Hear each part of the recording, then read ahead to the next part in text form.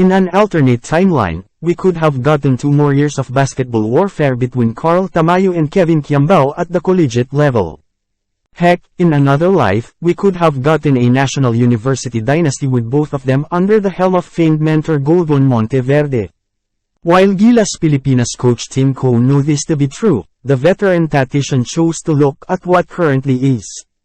You just can't deal with what-ifs. You have to deal with what is, not what if, because everything would have changed. Would Topex Robinson still be the coach if that rivalry had gone on? What would UP be like? Would they get other players? Pondered Cone on Monday night during the Inquirer Sports Awards night at Newport City. It'd be exciting, competitive and well, how many years did Carl have left in UP? 2. He would have run in with KQ a couple of times. Former high school teammates and current Gilas standouts Kevin Quiambao goes up against Carl Tamayo in a UAAP game. The last time we saw Quiambao in a LaSalle uniform go up against Tamayo in a UPZ was on November 20, 2022 in a match that put Filipino basketball fans in an absolute frenzy. In stunning fashion, the Green Archers dispatched the defending champions Fighting Maroons, 80-80, in front of a rowdy Mall of Asia Arena crowd.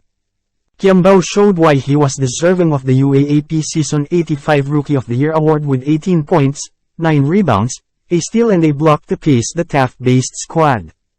And Tamayo, well, he showed why he was one of the cornerstones of championship run in Season 84 with 14 points and 7 rebounds only to come up short.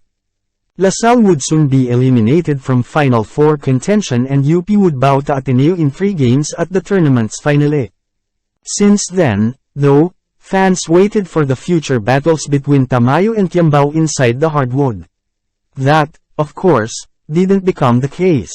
Tamayo would pursue a contract with the Ryukyu Golden Kings in the Japanese B-League while Quiambao would dominate the collegiate hoop scene and win the Season 86 MVP plum almost unanimously. But what if Tamayo had stayed and played 2 of his remaining years? Would Quiambao be the holder of Season 86's Best Player hardware? Would LaSalle be the champion in its best-of-3 final series against UP? According to Cone, there's no way of knowing. After all, it's a fantasy that's just tough to look back on. It's just tough to look back on it, but they would have had some wars. We saw the wars in practice, they both are alpha dogs. But there's a reason why the tie that binds both the promising young men spans even farther than the collegiate scene. Tamayo and Quiambao played under one banner before their wars in the men's basketball tournaments and before the COVID-19 pandemic. Before the pandemic, the young guns played for the Baby Bulldogs under now UP mentor Monteverde and they shone bright like diamonds despite still being in the rough. From 2018 to 2020, Nons held down the fort and won back-to-back UAAP titles in the boys' division with Tamayo and Quiambao leading the way. So when it came recruitment time for Gilas Pilipinas, 4-year program, Cone made it a point to call up both the perennial high school stars.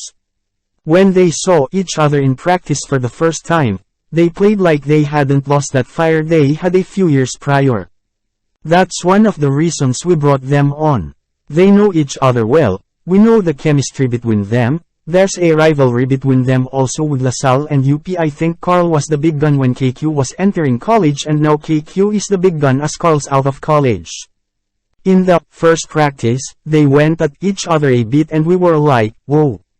They developed that chemistry over a period of time, then after going at each other they were going with each other.